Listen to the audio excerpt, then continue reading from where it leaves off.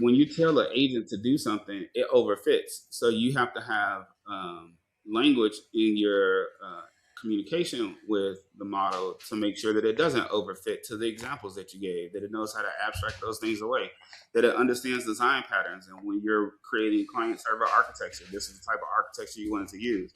It has to understand those things. And people that are vibe coding, they don't know that. So they're just letting it do whatever it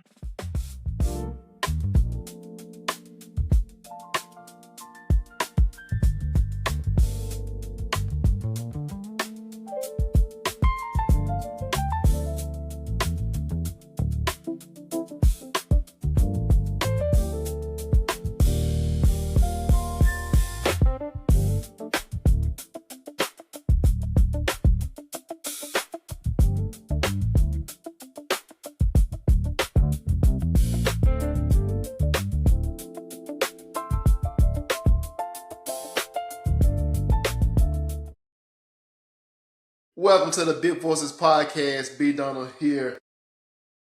Hey, Major's back. Major's back. What's been going on, brother?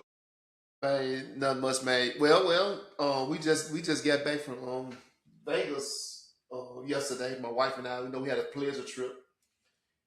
We went and actually saw the I saw a really good show. Really? Michael Blue Jackson Man Blue? won. Yeah, Cirque Are you went du to see Soleil. the Michael Jackson joint? Yeah, the The Cirque du Soleil. hologram joint? Yeah, it was. Yeah, they did have a hologram, but it was Cirque du Soleil. It was about Oh. Michael Jackson, but the jump was cold though. I mean, it was Little Indonesian, Vietnamese men that they was Asian people they was just doing. They looked like they might have been Korean, but it was Asian. Yeah. So I could be wrong. I could be wrong, but yeah, my guess is Korean. And Yeah, but it was what were they spectacular show. doing? What they doing? Oh, man, so- Michael Jackson, they had the music, or they were doing the Oh, movie? they had the music. Some those flashing some of the videos with the music. They had guys dancing. They had acrobatics. People coming out the ceiling doing all type of flips and acrobats and jumping on wires and all type of craziness. And they they went through a good portion of his catalog. It's a spectacular show. I'm gonna say that much. It was expensive. The tickets was, it cost us about $300 plus for me and my wife, both of us, to go to the show. They had food. Well, that was extra. So we ate before we got there. So like I said, yeah, it was an expensive show, but it was worth every penny. I say that much. Y'all get some good pictures and stuff. Yeah, we got a few. Yeah, we got some pictures. We got some pictures. Okay, Yeah. how y'all feel about them prices in Man, I just said the prices. It was what it was. I was like, we're in Vegas. But yeah, it ain't cheap. Wow. It's expensive. Oh, so man, actually it was about a year ago today. We was in Vegas, and I had my boys with me, and we had just touched down. And I was like, man, let's go to the casino. And Yeah. we walked up in the casino, and we like, man, let's just get something to snack on real quick. So we spotted. I don't forget where we at. I think we was at Bellagio or one of them. I don't know. Yeah. But, we spotted a spot right off the floor that sells chicken tenders. I was like, well, I can knock these back real quick, right? Yeah. And we went in there, man, and looked at the menu. Dude, a plate of chicken tenders for one person, 4 pieces and some fries was $30. Yeah, that sounds about right. $30 per Yeah. person. That's yeah. Oh my God. Yeah. Yeah. My son immediately he made this decision. Dad, we ain't paying $30 for no chicken tender. For no King special. We not fair to pay I Not was no like, thing special. yeah, yeah. No, he's man. So he talked me out of it. We went. I don't know. We ended up going somewhere else. But anyway, moral of the story is Vegas. Yeah, it's expensive. So man, yeah. So what's been going on with you at work? I guess what's going on at the job? A job. The Y'all job is doing a job. anything fun? Y'all ain't doing nothing. Y'all ain't innovating. Y'all ain't solving world hunger, curing No, cancer. no, no. I work for I work for a natural gas company. I try to make some money. So, but but being that we work for a natural gas company, there's a heightened level of security and cybersecurity because it's a utility, and being a utility makes it a international target in time. You know, it so it so that so we're always on the offensive or defense. We Defense, also on yeah. the defense. We also on the defense because because enemies, if they want to hurt a nation, what you do? You cut off power supply, gas Infrastructure. supply, Yeah. infrastructure. So yeah, we're part of infrastructure.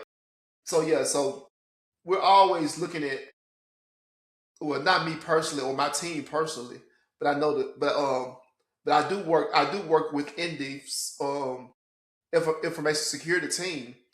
But my team, our small team, a subset of the information security team, we work on line of business applications. You know, Okay. applications that support the cybersecurity, physical security, those type of teams. Supporting the business. I got you. Yeah, Yeah, yeah, that's what's up. yeah, yeah. But now, what about you on the job? What about you, y'all? You know what I'm saying? I know, y'all, you do some pretty important work over there. What you doing? I don't know about all that, man. I might be somebody. Um, I mean, but y'all got the combination of technology and medicine, yeah, yeah. So I just like that. I, something that I could do could probably enable somebody else to help somebody. So yeah, that yeah, that's helps me out day to day. yeah, But yeah, man, we still on that AI enablement journey. We still doing yeah, that.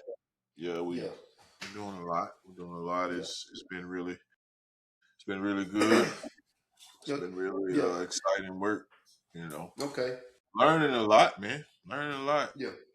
because things are changing super fast, man. It's crazy. Man, super fast. But yeah, I guess we're on the AI journey as well because um, we're tasked to come up with creative ways to utilize AI and use AI.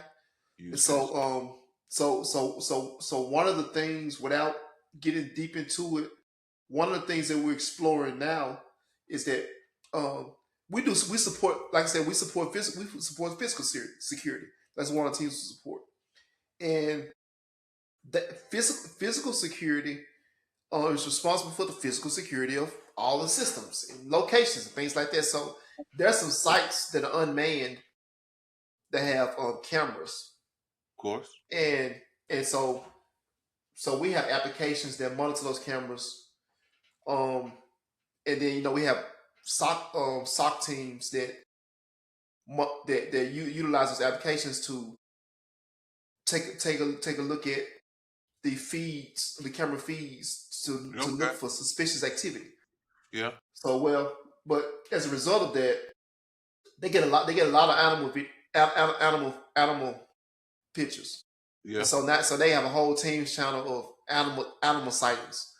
But but what happens is that's not good uses of the team. They want human pictures. So now we're gonna utilize AI to analyze the photo. It only flag photos with people in them and not animals. What's going on, builders? I'm B. Donald, founder of BitVoices Network. BitVoices is a community built for Black builders, technologists, founders, creators, and entrepreneurs who are building ideas, businesses, platforms, and futures. We created BitVoices because too many builders are doing important work in isolation. But building moves better in community. Inside BitVoices, you can share what you're building, connect with other builders, and join builder hubs designed to help you find your people, get support, and keep moving. And you don't have to figure it all out alone. Let me introduce you to the Builder Council. Welcome, Builder. I'm Unk AI, the community mentor. And let me tell you something plain. Your idea was never meant to grow in isolation. BitVoices is a place where Black builders can show up, share what they're building, ask for support, and be reminded they are not building alone. This is more than a feed. This is a community built for builders like you. I'm Coach A, the community activator, and I'm going to say it plain. If you've been sitting on the idea waiting for everything to be perfect, it's time to move. BitVoices gives you a place to post the update, ask the question, share the win, and find people who are building too. Join the Builder Hub right now. Get in motion and start building. No more circling the runway. Let's build. It starts today. I'm Auntie Nova, the community strategist, and baby, building is not just about doing more. It is about moving with clarity. Builder Hubs help you connect with people who understand your lane, your stage, and your direction. That means better conversations, stronger relationships, and smarter moves. Because the right community does not just cheer for you, it helps you see the next strategic step. I'm Dr. V, the community architect, and every builder needs a system that helps ideas become progress. BitVoices gives you a place to organize your builder identity, make your work visible, and connect through builder hubs. Whether you are building an app, a startup, a platform, or a community initiative, you need structure, you need feedback, you need signal. Builder hubs help the work move from idea to action.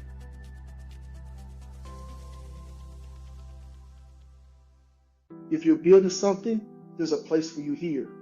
BitVoices is where Black builders can be seen, supported, and connected to a community that understands the journey. So if you're ready to share what you're building, find your people, and build with more momentum, join us. Come into BitVoices, join a builder hub, and let's build together. We're waiting for you. BitVoices Network, built by builders for builders. Visit bitvoices.network. There's a place for you here. Listen, people, we have a guest today, Adrian G. Miller. He's a software engineer, founder, and systems architect with nearly 30 years of experience building complex technology across flight simulation, connected devices, trading systems, risk management, and navigation. He is the founder of Life Powered by AI, which develops systems, tools, and infrastructure that help people live and work more effectively with AI. Alongside founding partner Urania Smith, Adrian is exploring practical ways for AI to reduce cognitive and operational load without taking over human judgment, authorship, identity, or control. He documents the real-world journey of building and living with AI as a governed thinking partner that remains accountable to the person using it. His larger mission is to help transform 1 million lives in urban communities through real estate, education, and technology. Welcome to the pod, Adrian. Hey, how's it going? It's good. It's going great. It's going great. So listen, let's talk about this. Life powered by AI. There's been a lot of talk about AI over the last 2 years, but you're talking about life being powered by AI. Oh no, Major was asking me. We were talking earlier. He was like, "Man, is it? What you say, Major? What was the question you said about? Is it a pacemaker? Oh, Has he got some AI powered bionic legs? See, Major went biological. I didn't even think about biology. But I was thinking about being powered by AI. So yeah, let's talk about that, Adrian. So what are you doing? right now, my partner and I we're building an AI platform to help people use AI as a thinking partner. One of the issues Okay.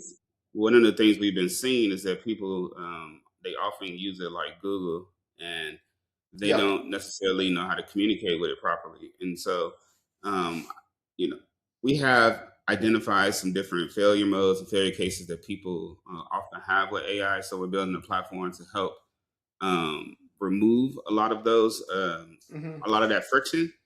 My partner, she calls it the corridor, and what that actually means is that a lot of times when you communicate with AI, it starts to take things from you, or you start to give things away to it that you don't realize if you're not a particular type of person.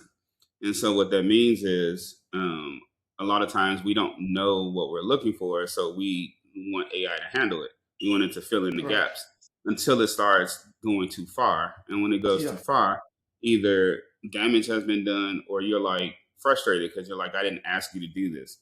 And the reality is you didn't tell it not to do it. And so she calls it the corridor because what she does, her personality type was one that was able to not budge and force AI to start to conform to her. And so she has this idea called language as infrastructure. And so because she's an English major and she's been doing this along with myself for the past 2 years or so, she started to show people how to not relinquish control over to AI and to help use it as a thinking partner.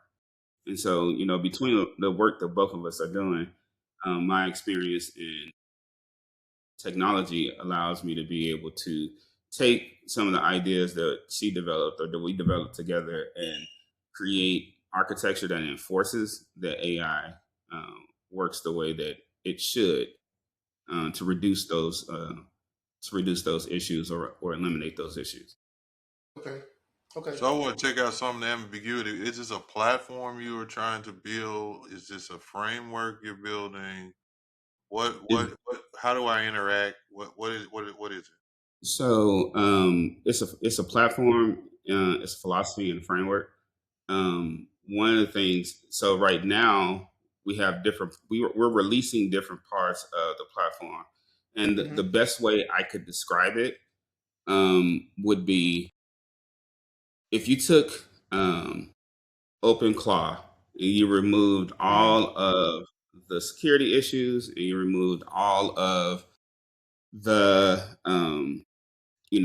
things that people don't like about it, and then you add in the ability for software to understand the person, and you add in the ability for the software to understand and have meaning. This would be the system that we're developing. And what I mean by that is this. If if you leave a statement ambiguous, AI right now would begin to operate.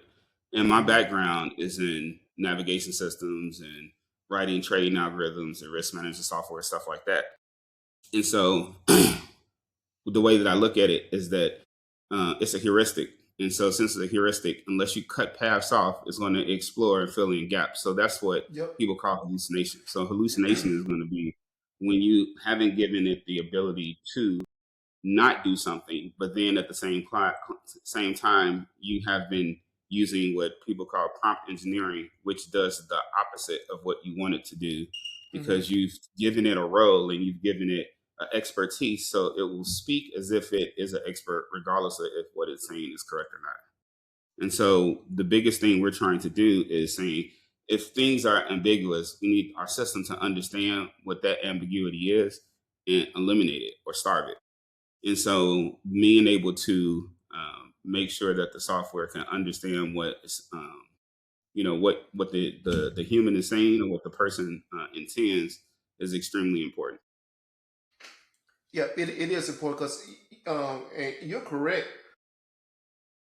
It does fill in those gaps when there's a lot of ambiguity in what you're saying. And I found, and one of the things I found myself doing it where I've trained my AI to don't assume anything. If there's any ambiguity, if there's anything unclear, ask questions for clarity until you're certain until you're certain of what the instructions are. And I find it kind of, and I find it interesting that a technology person yourself would partner with someone that's an English major. I never thought about that combination, but it makes sense because AI we're using English as language. Is the linguistics of English, and it makes sense to have someone who understands English to work with someone that's tech to build a platform um, of that nature. So one of the biggest things that happened through this entire process is the human-centered part of the interaction between man and AI. And that was something that my partner introduced, was to change the perspective, because I was thinking about these things and building operating systems and having things connect to each other, but she wanted to connect at a much larger scale than what I was trying to do at that moment. She wanted to say, the viewpoint was, how can we improve the interaction between man and machine and make it such that the human is able to thrive?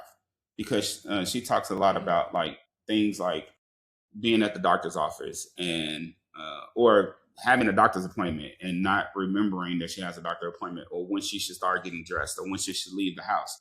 So the system that we're developing is one that will aid the human in being able to ensure that those interactions go smoothly, whether that is send reminders through the automatically taking care of the load to reduce the cognitive load of the person, so they don't have to think about a lot of stuff.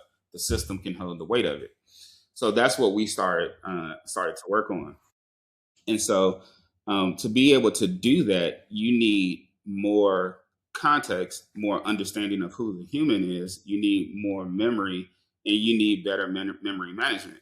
And the systems that currently exist, they don't understand what the human is trying to say. They go off and they just do. Then if you have a strong enough personality to correct it, you correct it. And so, again, we want to turn these systems into commodities or to utilities where they're just used for a purpose, but the intelligence stays with the systems that enforce their behavior. And those systems understand who the person is, and they maintain the identity relationship between the person and the system, and that the system is working on behalf of the person. So adding that human component to it changes the interaction and how you think about the interaction. And so when you talk about the model, when you talk about the model being able to have these capabilities that we think that they're having, they're not really, they're giving you the illusion of these things without the enforcement part. And sometimes it causes issues. And if you're not the type of person that will restrict those things from happening, it could do, it could do you some damage. Especially because these systems are not governed. They're not enforced. They're not governed. Mm-hmm. So, Adrian, before we go into more AI talk and stuff like that, like we still haven't asked you a simple basic question, like, who are you? Like, who are you beyond all of the titles and Yeah, beyond yeah, technology? Like, yeah, people love to say I'm a father, I'm a husband. But who are you? yeah. I'm just the amazing guy. No, Well, we no, know that. That's why we asked you to come on. no. The reality is, I'm just my Mount Everest is to help a million people through real estate education and technology. And so I've been a software engineer for almost 30 years. The career that I've had is very diverse. And, sometimes when I look at it, I think about like the things that I've worked on. Like I said, trading algorithms, writing, pricing models, trading algorithms, working in a industry that moves very quickly, but has a lot of risk involved because you have millions of dollars at stake every single transaction. And then, flight simulation, where people are coming in, they're learning how to fly. So this is their first interaction with airplanes. So a lot of this stuff has to be based on the conformance and based on certain rules that the industry allows or certain policies. and then you have other things. All of these experiences have blended together, I think, for this moment that we have now. So for me and my partner, one of the things is we want to use this as a great equalizer, especially for our community, Yeah. because we feel like that what's happening is that a lot of these companies are starting to use AI as a crutch, and they're trying to get rid of the talent without understanding that the thing that has to train the models is the talent. And so what we want to do is we want to take back the knowledge that people have and allow them to take ownership over it so that they can start to create businesses that they sell, products that they sell back to these communities, back to these jobs, and they can get a larger slice of the pie. Because a lot of these companies, they fired all these people, and then they're like, well, what do we tell the agent to do, without realizing that you have to put governance in place. People are Yeah. putting guardrails in place for these agents, and they're not doing what they're supposed to do. So that's our mission. Our mission is to help people um, achieve their goals, achieve their dreams, reduce their stress, reduce their cognitive load, reduce the number of decisions they have to make. This is what we call leverage. And if we use that leverage over time, it creates momentum, and that momentum will be something that can carry the person faster to their dream. So that's ultimately what the goal is. And so, we do that through education, technology, Hmm. all those things. And like I said, I was working in technology for almost 30 years. At some point within the last 3 years, I had lost the desire to do software development because I always wanted to do real estate investing. And so my father he had cancer and he had dementia. So he was, in the process of dying. And I kind of quiet quit at work. I didn't really have the desire to do this anymore. And then Yeah. I started putting all of my time and devotion into real estate investing, into teaching real estate, into buying houses. So we were doing a lot of that. But as we started to do that, we started to see opportunity for a lot of advances in technology just in business. And so, my partner, she wanted to do this mindset. I introduced the concept of GPTs to her, and it kind of like sparked her mind. So she started saying, "Can we do this? Can we do this?" And it got to the point where it was just too many ideas. So I kind of shut down and stopped listening because I just couldn't process all of it. It was just too much. And Yeah. then, for months, she would say, we should do this. This would be big. This would be big. And at some point, I kind of disassociated. And then at a different point in time, I found myself starting to try to give it away to other people to work on. We had one person say that this was too meta. We had another person that didn't really do it. And then at some point, I just started subconsciously working on this thing because I felt like I was so overwhelmed, not realizing that I had started building a prototype for what she had wanted. And when I showed it to her, she wasn't as excited as I was. Um, and that was when the human element got added. That was when the human centeredness. That was when this can't just be about the identity part was there because we wanted something to fill in the issues with ChatGPT because it would get too slow because it didn't maintain the context very well. It didn't manage the memory very well, and I got tired of telling it the same things over and over. And then when we added the human centered part to it, everything just clicked even more. And so the meaning time enforcement is what we call governed judgment. And so I started to look at a lot of the stuff that she explained in English, and I started to develop this mathematical or physics model that our system actually uses to interact between humans and the models. And so, like I said, we have meaning times enforcement equals governed judgment. And most of the systems that we have today, they have meaning but no enforcement. And when you take something times zero, then you don't get governed judgment. You just get whatever the result of that is at that moment in time. Right. So some type of governing, yeah, like you said, governed judgment framework. No, that sounds like, yeah, that sounds like a great idea. Really, really good idea. So, but we're talking about the end, but how did you get to this point? Like, what was something that you first, way back when you first started? Maybe when you had hair and no gray on your face. We consider it the four questions. Like, one, first decide what is the AI model or agent supposed to do? Like, what is its purpose? What is it supposed to do? Then the second thing is, what is it allowed to do? You have to give it the ability to say you're allowed to do this. And then what Yeah. does it refuse to do? You have to make sure that you tell it you cannot do this. And then the last one is, where's the proof? And proof is not the existence of something. So, for example, AI gets really they get rewarded for getting answers right, so they get very smart. So if you tell it to produce a receipt, what it will do to satisfy the request is the most minimal thing, because it's trying to get to the quickest endpoint, which is the success state, as fast as possible. And so if that is touching a file so that it updates the date and not the information, or produce a blank file to say that the receipt exists, then it'll do that. And so you could be doing your test cases and you could be doing all these things, and it produces this file that doesn't have anything in it because it satisfied the request. It said produce a receipt. You didn't say what type of receipt. You didn't say what it needed to have in there. You didn't say what needed to be validated.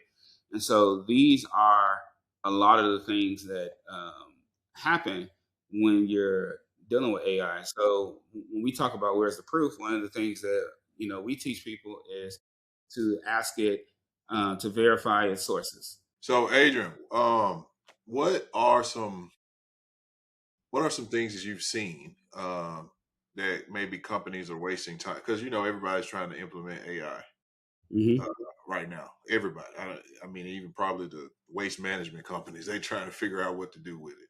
So, what do you think speaking of waste, what are you thinking that some things that they're just wasting money and time on doing?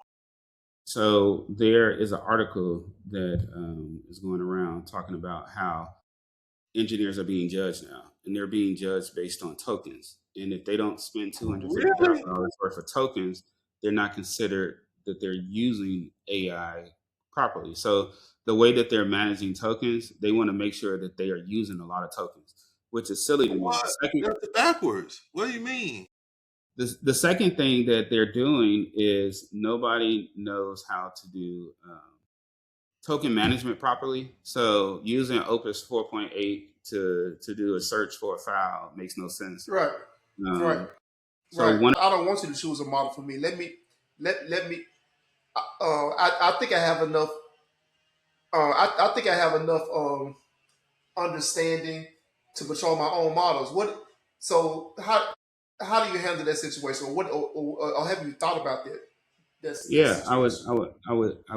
I would tell them to go use Claude Code or Codex. Okay. Now, with that being said, there is one use case that's different, and we talked about allowing people that are doing software development to bring their own models, so they can bring their own key. And so we will have the opportunity for people that are doing development to bring their own key, and they can use whatever model they want to use. But when you have a philosophy and you want to ensure that people are not going to be that people are going to be protected, then you have to have some sort of integrity in what you believe in the system that you're. Okay. Right. All right, man. You better say something. You ready? You got something else? I'm finna go into my round of crazy questions. No, go ahead, Major. You good? You ready? All right, Adrian. This is our rapid fire round. I'm just gonna throw some stuff out here. You first thing that comes to your mind, or if you want to go in even deeper, that's fine. But it's just meant to be, lightheartedness. So the first one's very easy. It's real easy. You choose which one you like. ChatGPT, Claude, Gemini, Copilot. I like ChatGPT. GPT.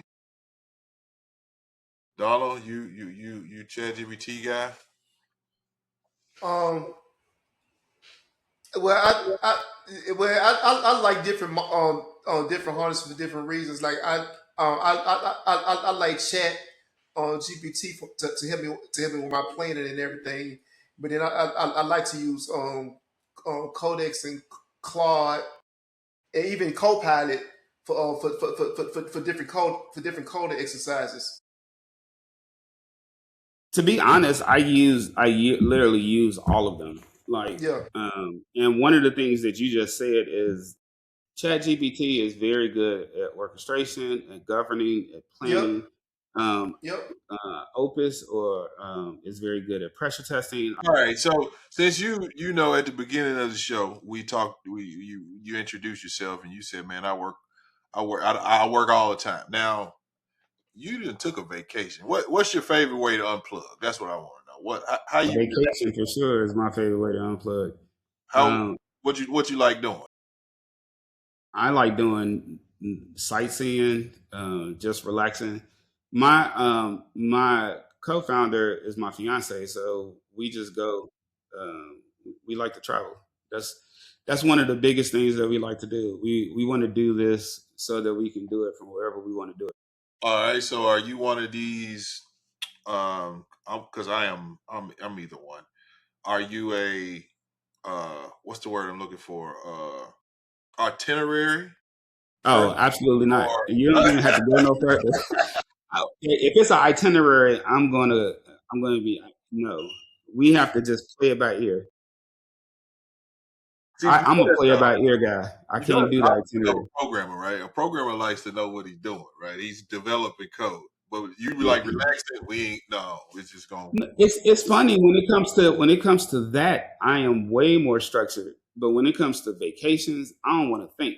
And I think that's my thing is that I'm thinking so much all the time. When I unwind, I don't I like goofy stuff. Sometimes she is an English major. She's very logical. So a lot of times, if somebody sends me something, and it could be verified information, not verified. If it's funny, I would forward it to her, and she would be like, "Is this true? Did you verify it?" And I'm like, "No, I didn't verify it. I'm just having fun right now." But now I just stop sending stuff to her because I'm like, I don't want to think about is this true or not. I just think it's funny. So when I'm in work mode, I'm very verification. Let's follow the steps. When I'm in just downtime, I'm not thinking about nothing. I turn clueless. So what happens so you like to travel, all right, and I'm gonna force you into to choosing, okay? Okay. Beach or the mountains? Somebody gonna pay for it. You gotta choose one. You going into the beach or you going to the mountain? I've done both, and that I'm gonna say beach because It's hot. she I'm not gonna be alone, so I'd rather be on the beach. But the mountains were real cool. It was exhausting though, so I just think a lot of walking. Like for when I went to the Alps, I went up the Alps, and it took us like 9 hours to get to we ain't talking about doing no work, running up, walking up the damn. We talking about. When you said mountains, that's all I was thinking about because I'm like, it took me 9 hours. To a resort that's at the top of the mountain. It's a resort. If it's at the top of the mountain, I think I'd rather do that. You don't want to be on the beach? If I'm just gonna chill, they got a pool, yep, and I'm at the top of the mountain, I'd rather do that. Okay, you're a mountain. Okay. What about you, Don? Mountain. Especially if it's a pool. I don't want to, lose control and be in the middle of the ocean somewhere. All right, Windows or Mac? Which one are you? What kind of person are you? Oh, Windows and in Linux before either one of them. Okay, so that means you got Android or you got iPhone? I got an Android. Okay. I don't have. Well, I had a MacBook. My partner, she has a MacBook, but I'm all Windows and Android.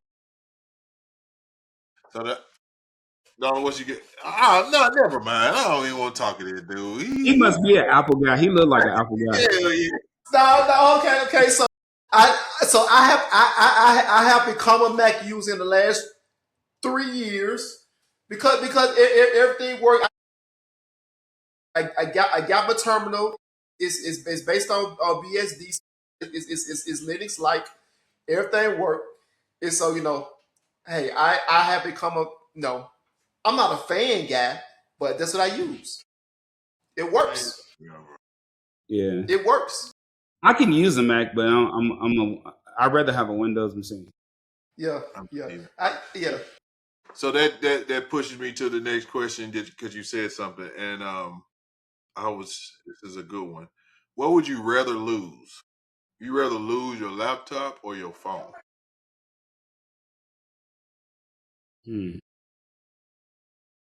I'd rather lose my phone because I literally lost my phone for a month and I made all my phone calls from my laptop. So, You've done this before. You have experience. yeah, just recently. Well, my phone broke.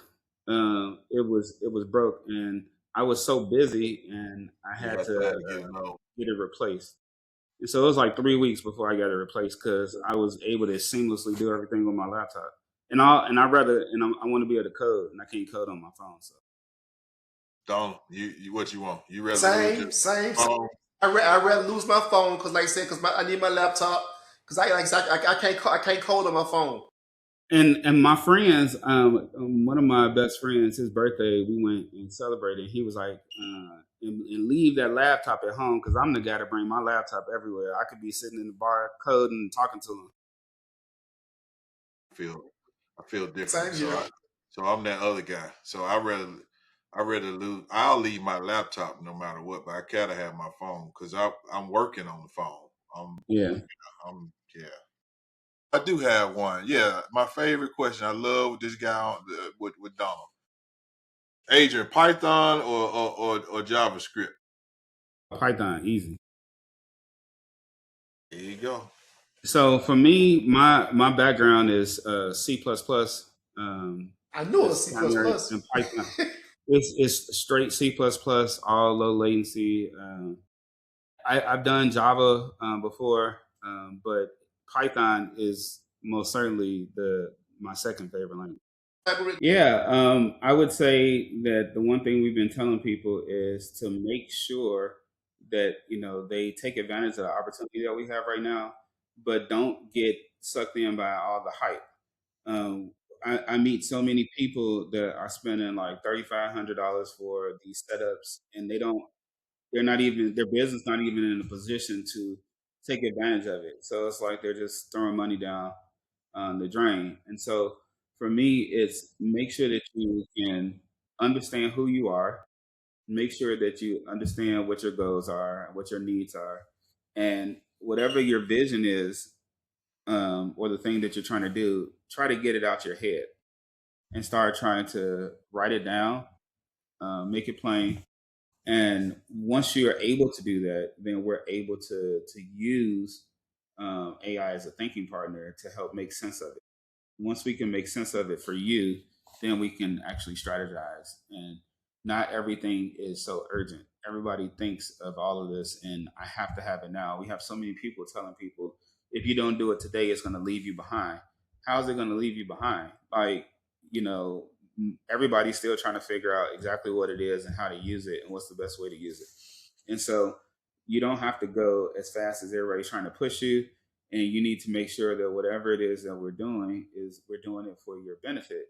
And so that's what I do. I help people make sense of things that provide clarity for them, so that they are able to make better decisions. We reveal the things that are needed for you to make decisions quickly, to make the right decision, to know what is the thing that I should be doing next, and not worry about trying to do all of it at once. And my favorite saying is, "What's the best way to eat an elephant? You eat it one bite at a time." And so that's what I want to tell people. Let's just identify where you want to go, and then we just get to the next step. And if you keep doing that, eventually you'll get to where you want to go. Okay, very sound advice, Adrian. I appreciate that. And so, Adrian, and also before we wrap up, this is your time to give your plugs. All this information is going to be in the description and the show notes. Sure. But how can people connect with you? What Yeah. and what's your website and things like that? And if they want to learn more about um, the life powered by AI, where can they go find that information? So right now you can go to adriangmillerjr.com. That's my website, or you can go to Adrian G. Miller Jr. on any platform, and you can find me.